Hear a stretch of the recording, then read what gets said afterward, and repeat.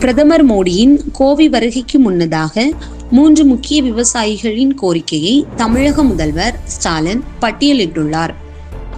புதன்கிழமை நவம்பர் 19, 2025 அன்று பிரதமர் நரேந்திர மோடி அவர்கள் கோவைக்கு வருகை தருவதற்கு முன்னதாக தமிழக முதல்வர் மு.க. ஸ்டாலின் மாநில விவசாயிகள் சார்பாக 3 அவசர கோரிக்கைகளை முன்வைத்துள்ளார். மத்திய குழுக்கள் சமீபத்தில் வருகை தந்த போதிலும் நெல்லில் அனுமதிக்கப்பட்ட ஈரப்பதத்தை 17% 22% உயர்த்த மத்திய அரசு இன்னும் உத்தரவுகளை பிறப்பிக்கவில்லை என்பதை பிரதமருக்கு எழுதிய கடிதத்தில் ஸ்டாலின் எடுத்துரைத்தார்.